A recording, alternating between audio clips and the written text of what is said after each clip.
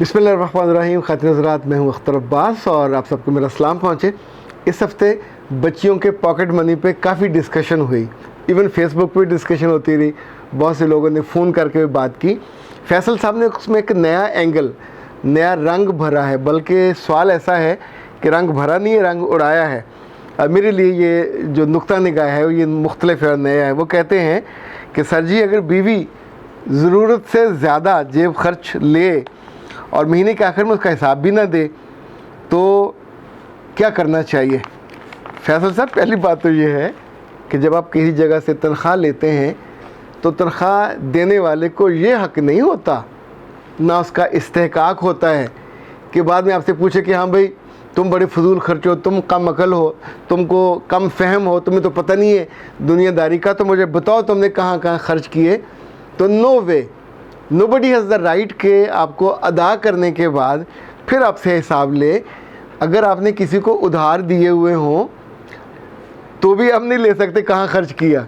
हाँ, आपने दिए किसी ख़ास स्पेसिफिक काम पे खर्च करने के लिए, then you have the right कि जी ये 1000 रुपये का माल था जो तुमने करना था, तो तुम उस पर 900 लगाया, 800 लगाया, 2000 लगाया, क्या लगाया, तो उसका हिसाब उस फ्रेमवर्क में लाएगा।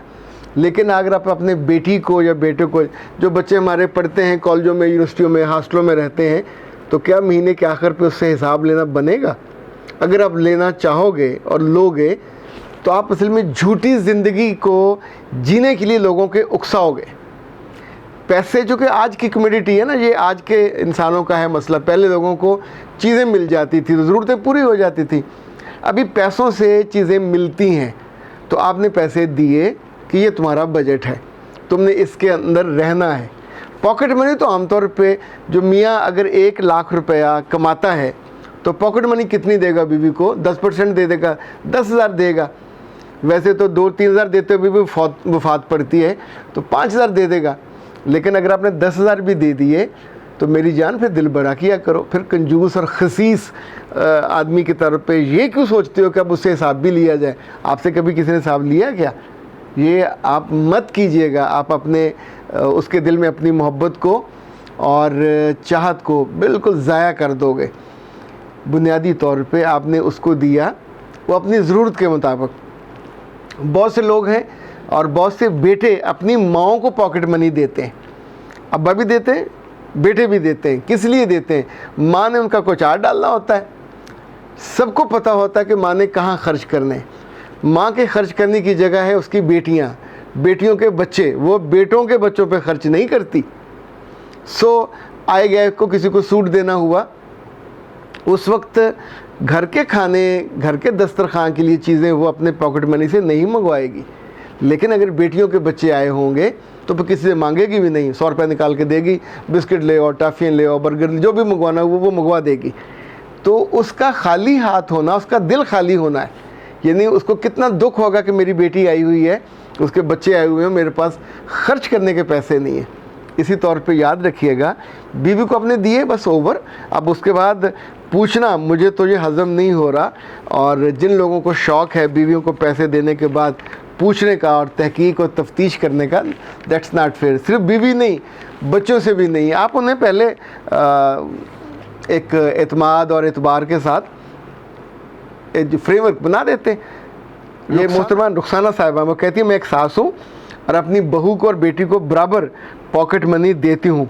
अब बहुत खुशबख्त हैं, बहुत नेक बख्त हैं। मुझे बहुत अच्छा लगा आप ऐसा करती हैं। मैं आपकी दिल से आपकी बात का यकीन भी कर रहा हूँ और सोचता हूँ कि बहुत सारी माओं को, जालिम छोटे दिल की और कीड़े जैसे दिल की जो ख़वातीन हैं, उनके लिए ये बड़ा सबक है कि खातून अपनी मर्ज़ी से अपनी बेटी को भी और बहू को भी देती है पॉकेट मनी। टू गुड, माशाल्लाह। और हसन कहते हैं कि सर मेरी बेटी 4 साल की है, वो ट्यूशन जाने से डरती है। मेरे ससुराल वाले, ये मिस हसन है, ससुराल वाले उसको हमेशा डराते हैं और ट्यूशन के नाम से ब्लैकमेल करते हैं। मेरी बच्ची बहुत खौफज़दा है। मिसेस हसन, आप अपनी बेटी के आगे शेरनी बन के खड़े हो जाइए। याद रखिएगा, ऐसे ख़ानदान वाले कई बच्चों को ज़हनी मरीज़ बना चुके हैं क्योंकि जब भी आप किसी बात को डराते हैं, बच्चा किसी बात से सहमता है या डरता है, तो ये बहुत नॉनसेंस हरकत होती है कि आप उसको फिर एक टूल बना के, उसको डंडा बना के उसके सर पे बरसाने के लिए यहाँ ला के ऐसे रखते हैं कि हम तुम्हें भेज देंगे, अगर तुमने ये ना की तो हम तुम्हें ये कर देंगे। बच्चा जब भी किसी जगह जाने से डरे तो इस बात पे बच्चे की बात माना करें, या उसे किसी ने अनवांटेड अनडिज़ायर्ड तरीके से छुआ, वो खौफज़दा हो गया या हो गई, या किसी ने उसके साथ, बच्चा हर बात आके नहीं बयान कर सकता, पर जहाँ भी उसका जिस्म, उसकी रूह अनकंफर्टेबल होगा, बच्चों को अपनी इज़्ज़त का बहुत ज़्यादा एहसास नहीं होता, पर उसके अंदर इज़्ज़त नफ्स का एहसास होता है। जो उसको तंग करेगा, उसकी बेइज्जती करेगा, दूसरों के सामने उसको टॉन्ट मारेगा, या उसको गलत तरीके से छुएगा, या उसको अगर अपने पास बिठाने की और छूने की कोशिश करेगा, तो बच्चा अब घर आके बताने की पोजीशन में नहीं होता कि मैं क्या बताऊँ, मेरे साथ क्या हुआ। वो खुद भी नहीं जानती या जानता होता कि मेरे साथ क्या हुआ। तो ऐसे में माँओं को, हमारे यहाँ तो हमने हमेशा सुना कि बच्चे का दुख माँ की पोरों में होता है, आपके भी होना चाहिए।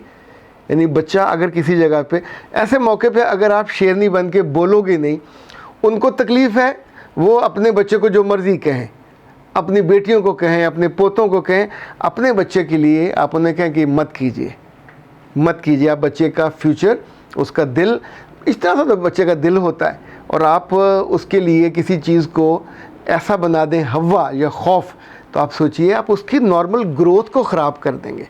बच्चे की ग्रोथ में खुशी होनी चाहिए, एतबार होना चाहिए, एतमाद होना चाहिए, अल्लाह और रसूल से कुर्बत होनी चाहिए, माँ और बाप की मोहब्बत होनी चाहिए। आप मोहब्बत की जगह वहाँ बड़े लोगों का खौफ डाल दें, और वो एक यूँ समझें दुश्मन की तरह उसको डराएं, और उसके लिए उन्होंने थ्रेट रखा हुआ, तुम ये करोगे तो हम तुम्हारे साथ ये कर देंगे। तो आप एक एबनॉर्मल एटीट्यूड के साथ, एक एबनॉर्मल ज़िंदगी को ग्रो कर रहे होंगे, जो बड़े होने के बाद भी डर और खौफ के साथ ज़िंदगी बसर करेगी। इन खौफों से बचाने के लिए फिर बड़े पापड़ बेलने पड़ते हैं, फिर बड़े उनके इलाज करने पड़ते हैं, उनकी ट्रीटमेंट होती है, तब जाके ये खौफ दूर होते हैं। तो बराह करम ना उनको ये अलाउ करें, ना उनको करने दें, और ऐसे मौके पर अपनी बेटी को सीने से लगाया करें, उन्हें अपनी अपनाइए दिया करें। उन्होंने कहा ये सब इकट्ठे मिल के भी आ जाएँ तो भी मैं तुम्हें वहाँ नहीं भेजूँगी।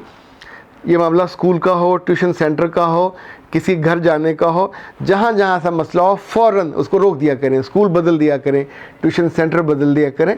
ये बच्चे के हम डर की बात कर रहे हैं।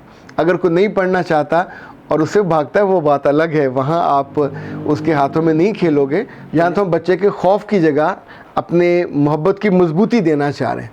इजाज़त दीजिए। अस्सलाम वालेकुम।